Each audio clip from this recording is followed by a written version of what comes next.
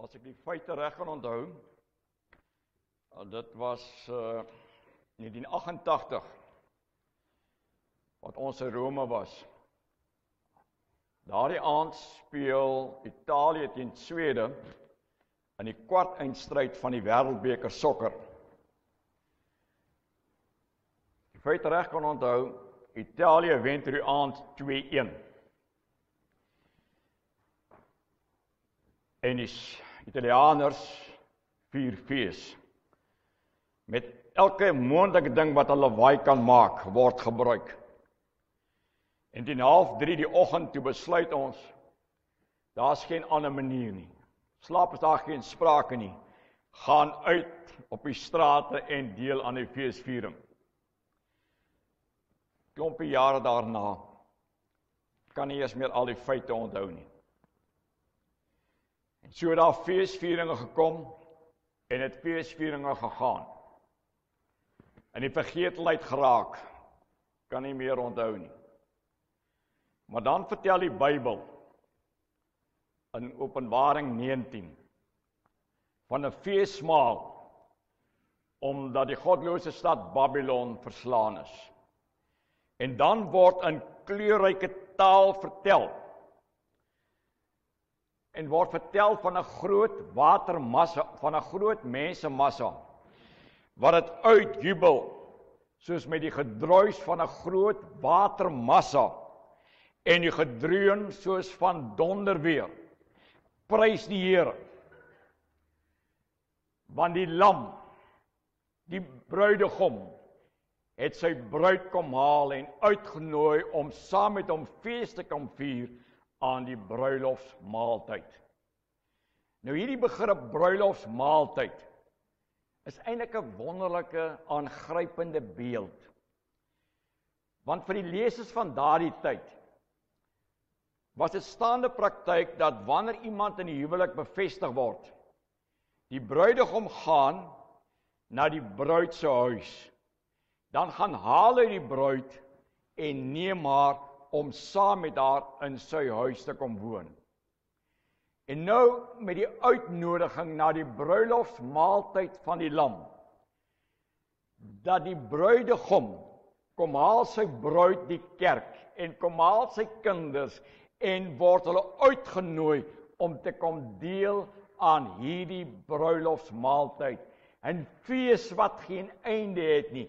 'n fees van uitbundige grootsheid, 'n fees waarin God geprys word, 'n gees onvergelykbaar, wat nooit tot 'n einde kom nie, want die bruidegom vier fees saam met die bruidegom. Skriflesing, Openbaring 19.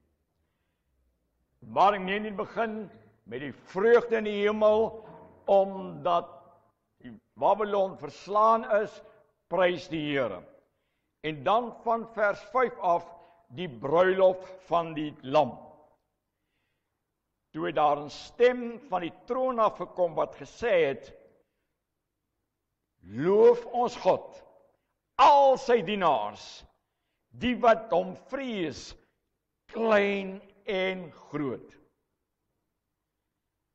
Ek het iets gehoor, soos die geluid van 'n groot menigte, soos die gedruis van 'n groot watermassa, en soos die gedreun van swaar donderweer. Hulle het uitgeroep, prys die Here. Die Here ons God, die Almagtige, heers nou as koning. Laat ons bly wees en juig en aan hom die eer gee, want die bruilof van die lam het aangebreek, en sy bruid het haar daarvoor gereed gemaak.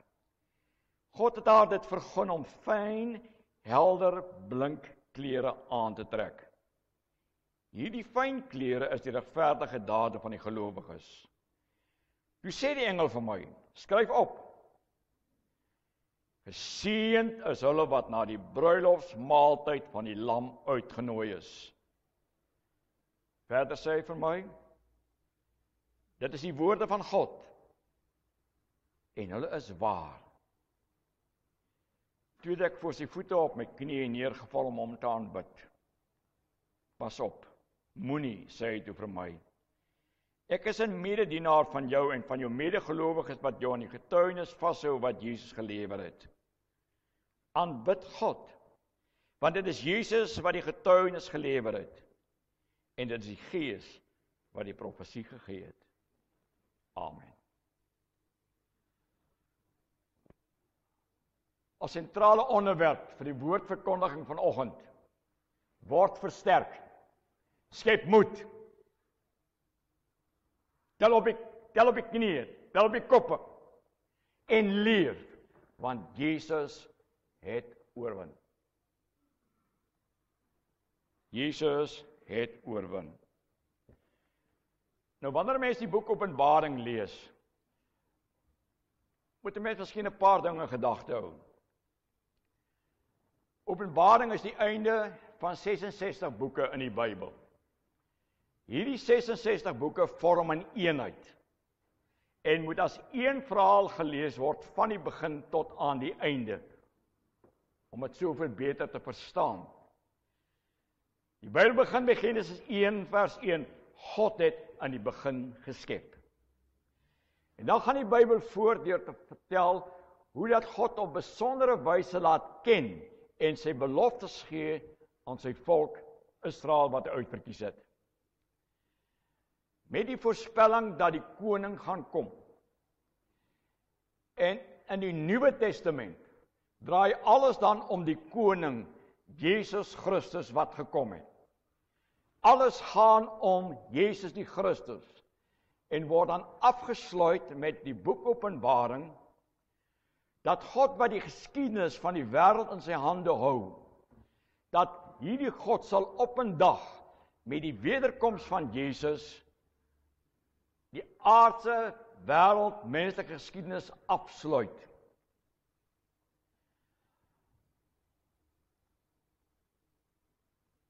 En dat hierdie boek Openbaring vertel dan vir ons wat na die einde toe gaan gebeur.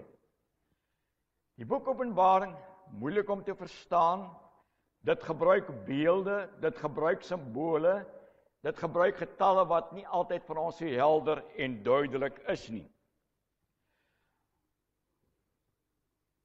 Maar die boek Openbaring vertel hoe dat na die einde toe, gerugte van oorloë, aardbewings, hoe dat die stryd en die oorloë al hoe meer intensief sal word, sal vermeerder, sal toeneem in geweld en in krag.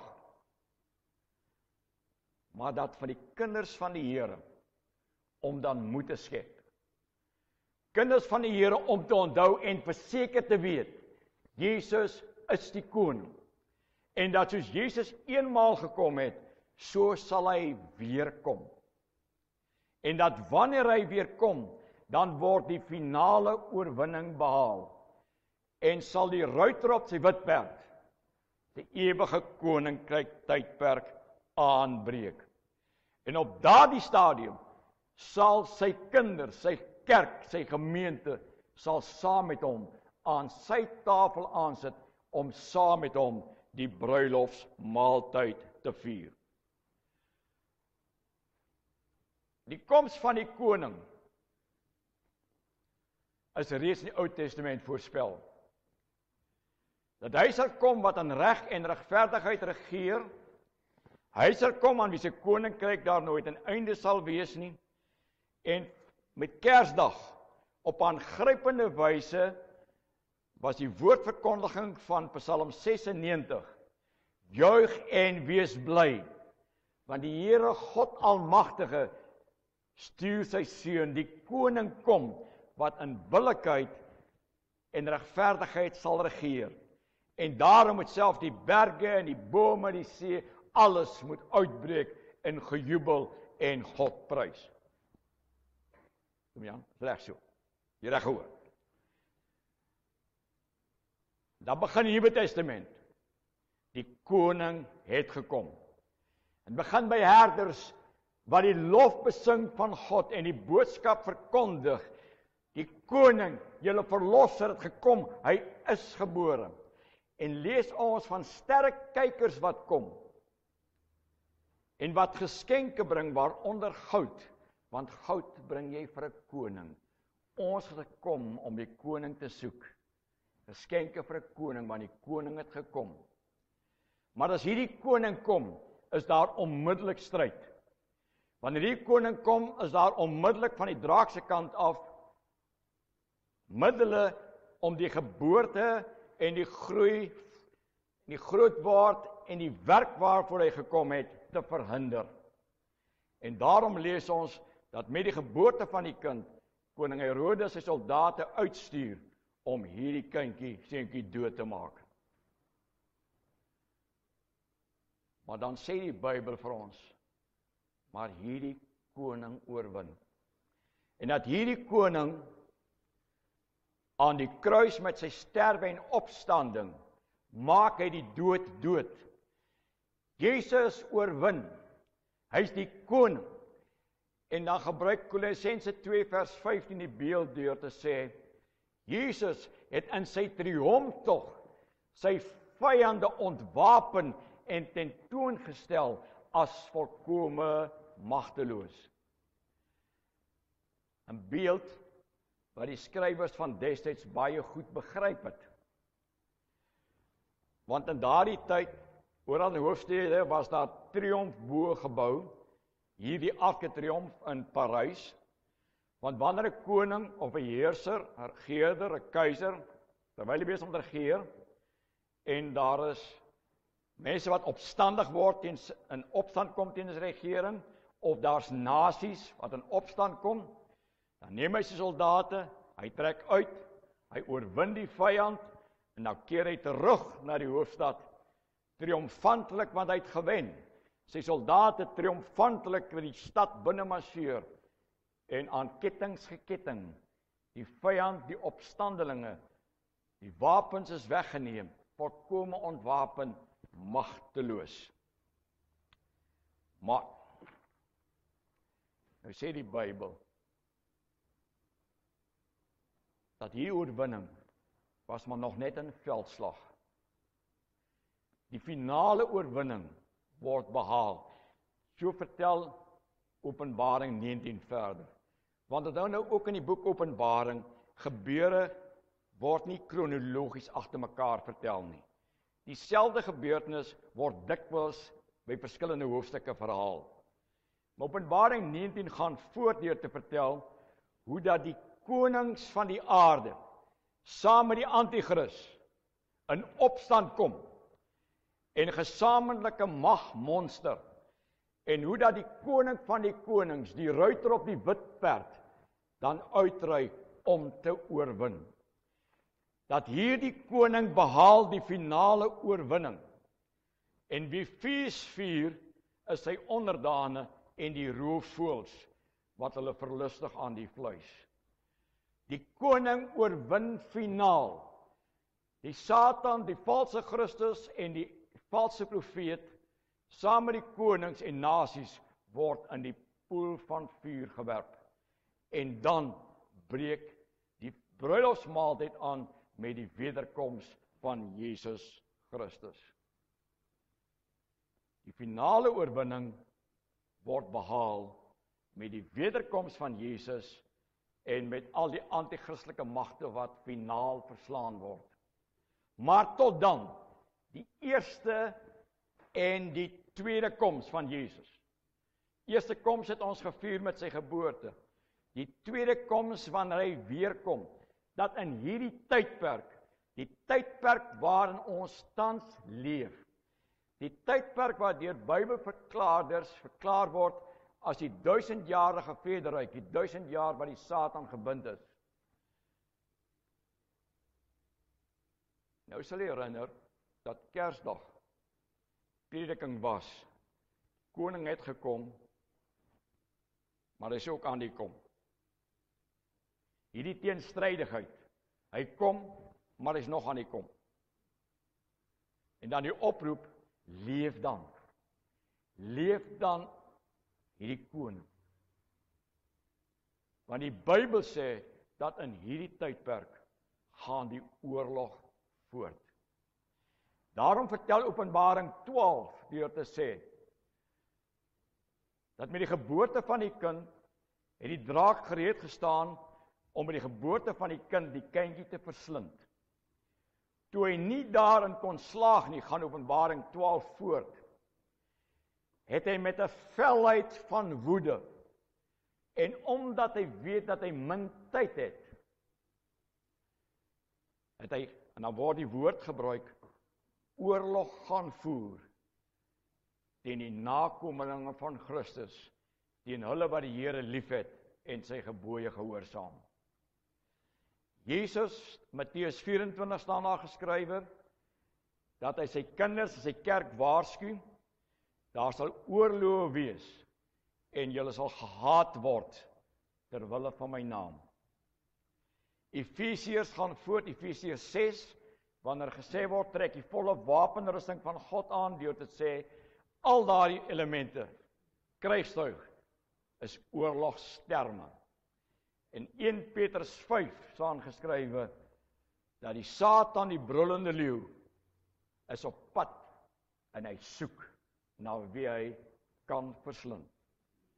Die oorlog gaan voort, ook vandag. En hierdie oorlog gaan toeneem in felheid en gaan toeneem in geweld. Oorlog.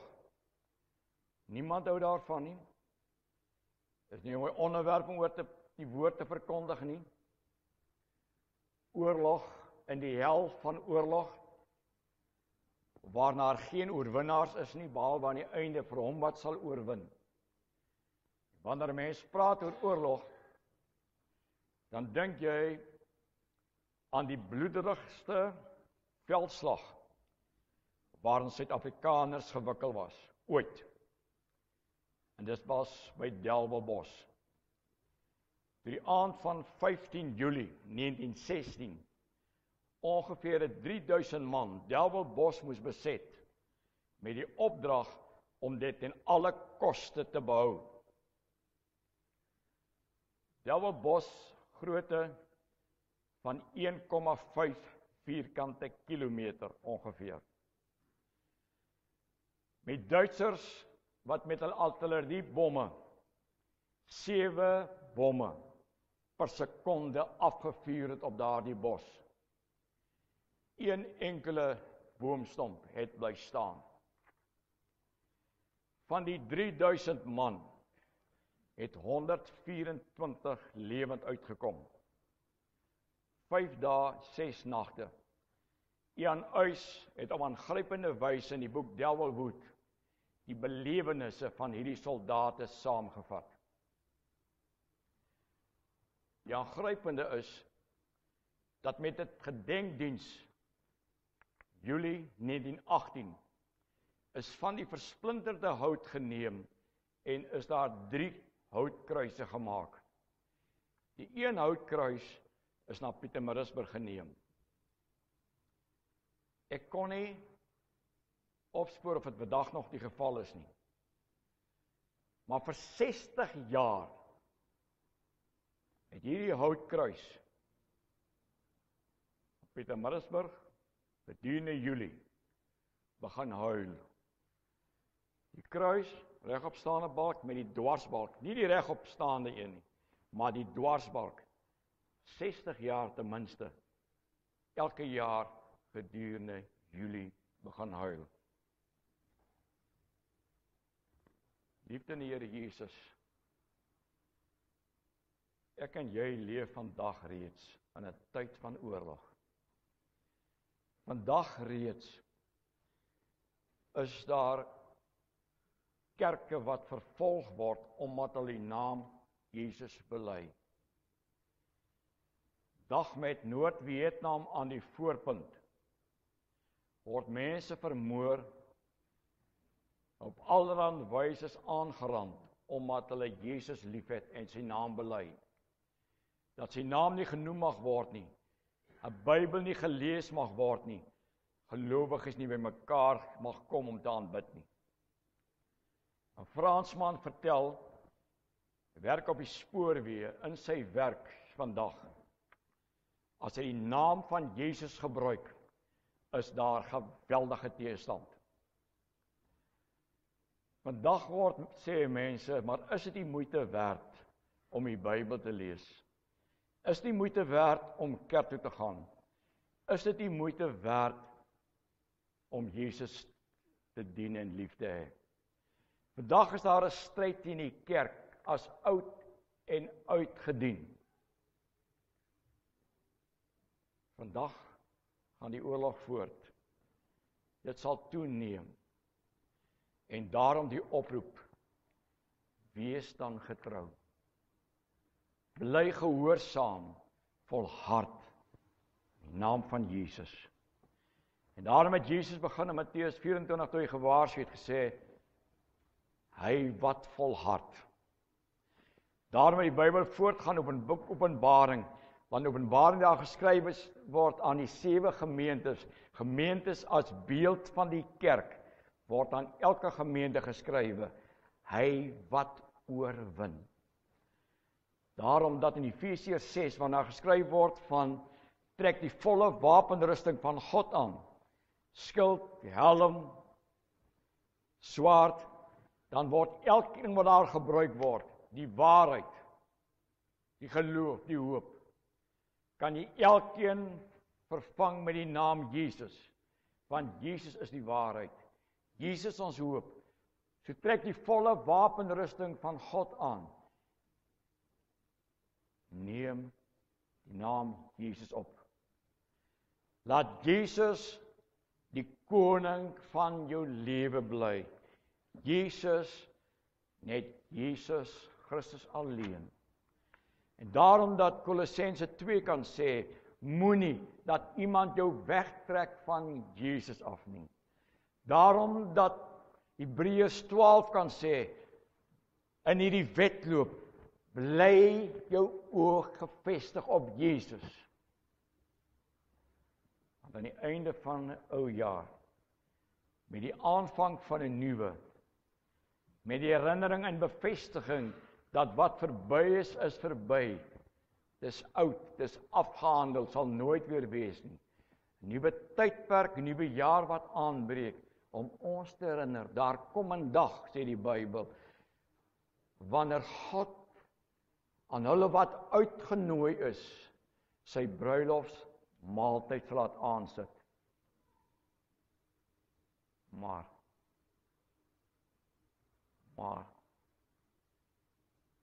nie almal word uitgenooi nie. Nie alle mense sal deel aan die feesverrigtinge nie. Nie almal sal aansit aan die tafel nie.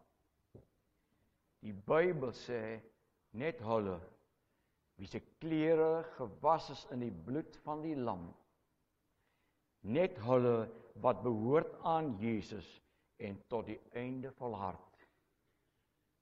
Bly getrou aan Jesus, net Jesus, Jesus alleen, want kyk, sê Openbaring, wanneer Jesus kom, dan maak God alles nuut. Dan skep hy 'n nuwe hemel en 'n nuwe aarde. Dan sal God met hierdie tyd, hierdie tussentyd, wat God verkort ter wille van sy kinders, sê die Bybel, dat God dan in die ewige stad Jerusalem, as sy God by sy kinders sal woon. Wanneer God al die trane sal afdroog, wanneer God sy kinders sal vertroos, hulle sal voed met die lewende water. Want Jesus leef, koning van die konings, die ruiter op die wit perd, wat uitgaan het om te oorwin. Want Jesus is die koning. En aan sy koninkryk sal daar nooit 'n einde kom. Openbaring 19. Hierdie woord is waar. Geseën is elkeen uitgenooi is om saam fees te vier aan die bruilofsmaaltyd van die Lam. Amen.